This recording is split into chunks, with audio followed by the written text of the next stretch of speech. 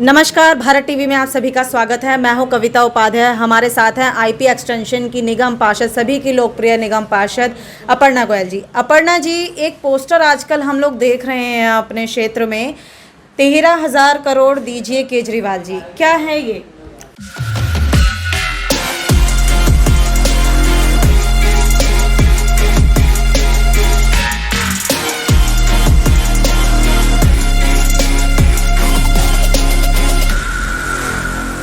नमस्कार कविता जी, आप बिल्कुल सही देख रहे हैं।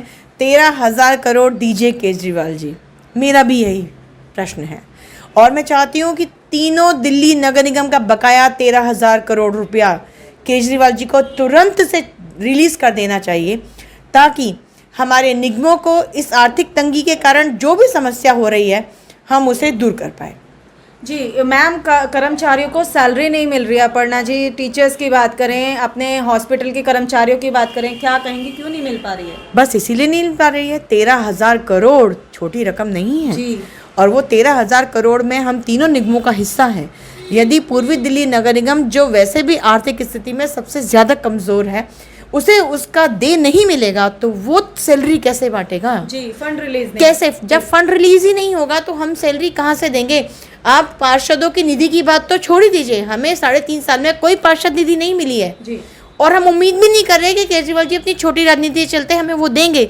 लेकिन केजरीवाल जी जो बार बार एक नारा आजकल लगा रहे हैं, जय भीम जय भीम जय भीम, ये सब बोलते हैं। अरे भाई, आप बोल रहे हो, आप हमारे कर्मचारियों को तनख्वाह क्यों नहीं दे रहे हो?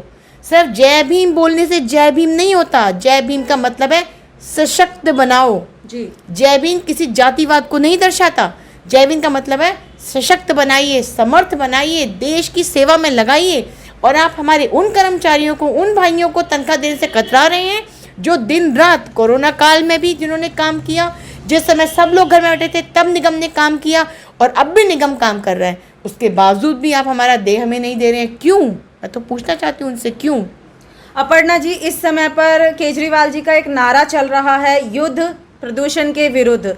ऐसे में उनका कहना है कि हम बेसिकली बहुत खर्च भी कर रहे हैं, बहुत काम भी कर रहे हैं प्रदूषण पर।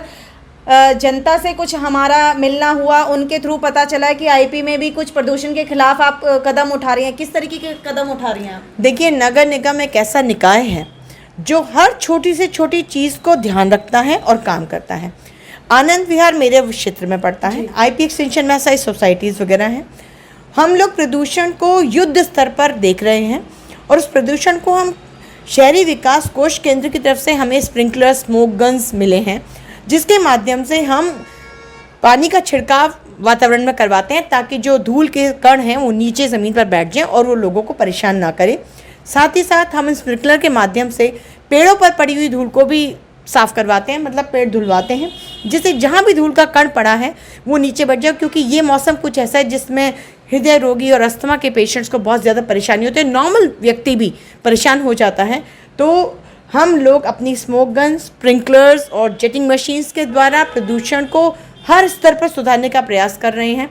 कोशिश हमारी जारी है। 24/7 हमारे कर्मचारी, रात में हमारे डीसी साहब, हमारे कमिश्नर मैम, हमारे और अधिकारी रात को सड़कों पर निरीक्षण करते हैं कि वहाँ पर किस तरह से इस युद्ध स्तर पर कार्य किया जा रहा है। यानी कि अपर्णा जी, आपका कहना है कि आम आदमी पार्टी नहीं, आईपी एक्सटेंशन पे बीजेपी की तरफ से जो बैठी है निगम पार्षद, वो प्रदूषण को कम कर रही है, क्या ये सच है? देखिए, मैं ये कहना चाहूँगी इस विषय में, दिल्ली सरकार इस समय आम आदमी पार्टी के अंडर है जी। दिल्ली सरकार को अपने स्तर पर जो कार्य करने चाहिए वो अपने स्तर पर कार्य कर रही होगी, जिसकी मुझे जानकारी नहीं है जी। लेकिन मैं अपने स्तर पर नगर निगम में मैं बैठी हूँ। नगर निगम के माध्यम से हम प्रदूषण को कितना कम कर रहे हैं मैं वो आपको बखूबी बता सकती हूँ। मात्र स्लोगन दे देना, engine red light on engine of, से प्रदूषण कम नहीं होने वाला। ठीक है, मात्र स्लोगन दे देना, 10 हफ्ते 10 मिनट 10 घंटे, ये करने से भी आप डेंगू नहीं रोक पाएंगे जी। अवेयरनेस लाना ज़रूरी है, जो नगर निगम के अधिकारी और कर्मचारी बेहतरी तरीके से जानते हैं कि किस प्रकार हमें लोगों को अवेयर करना है। हम लोगों को मात्र विज्ञापन के माध्यम से अवेयर नहीं करते, हम उनके घर जाकर उनके यहाँ चेकिंग करते हैं। अगर वहाँ पर हमें लार्वा मिलता है तो उन्हें बताया जाता है कि आपको किस प्रकार अपने इस लार्वा को दूर रखने के लिए क्या क्या उपाय अपनाने चाहिए। जी। घर घर जाकर हर निगम कर्मचारी कार्य कर रहा है और केजरीवाल जी सिर्फ विज्ञापन की राजनीति कर रहे हैं। जी मैम, बात करें हमारे ही आईपी एक्सटेंशन में गाजीपुर एक गांव है, सभी उससे परिचित हैं, वहाँ की मंडी भी है। गाजीपुर की बात करें, बड़ा पिछड़ा हुआ सा एरिया है। मैम, क्या कार्य आप अपने स्तर पर कर रही हैं वहाँ? देखिए, गाजीपुर गांव हमारा पिछड़ा हुआ एरिया ऐसा तो नहीं कह सकते हम, क्योंकि गाजीपुर गांव में हमारे यहाँ फूल मंडी है, हमारे यहाँ सब्जी मंडी है, थोड़ा सा आगे जाएंगे तो मुर्गा मंडी पड़ती है, हालांकि वो मेरा क्षेत्र नहीं पड़ता। गाजीपुर में डेयरी फार्म है, तो गाजीपुर गांव की प्रकृति थोड़ी अलग है, क्योंकि वहाँ पर गांव है तो गांव में लोग गाय भैंसे भी रखते हैं।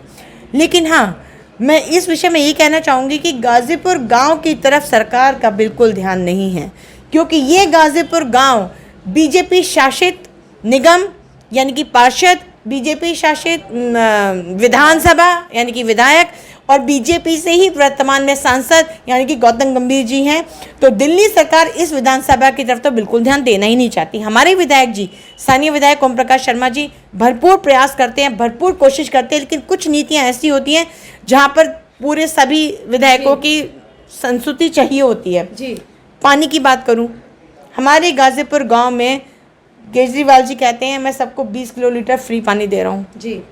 पानी माफ, बिजली हाफ, ये नारा लेकर वो आए थे। जी। मेरे गाजीपुर गांव में मेरे विधायक जी ने भी पत्र लिखा है एलजी को, 80% स्थानीय आबादी को पानी की आपूर्ति नहीं हो रही पीने की। कहाँ दे रहे हैं 20 किलोमीटर पानी फ्री? किसको दे रहे हैं? यानी कि 80% लोगों को पानी नहीं है पीने का। बिल्कुल नहीं है मैम, 3 साल से उनके पास पानी नहीं है, और जिसके लिए वरुणालय से लेकर मिस्टर राघव चड्ढा तक लोग गए हैं, उनको भी उन्होंने अपनी वो दी है प्रेजेंटेशन की, जी हमारे यहाँ पानी नहीं है। लेकिन आजकल कोई काम नहीं हो रहा है। परसों ही मैं एक्सीएन दिल्ली जल बोर्ड के पास गई थी, उन्होंने कुछ आश्वासन तो दिया है, देखिए अगर वो पूरा हो जाता है तो मैं समझूंगी कि एक्सीएन साहब ने हमारी अनुशंसा पे गाँव वासियों को कुछ तोहफा दिवाली पर दिया। नमस्कार, मैं अपर्णा गोयल, निगम पार्षद, Bharatiya Janata party, IP extension, ward number 19E।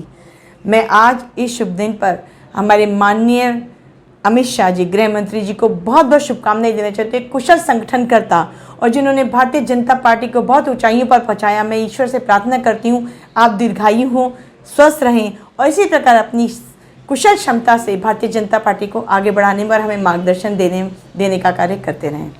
जय हिंद, जय भारत।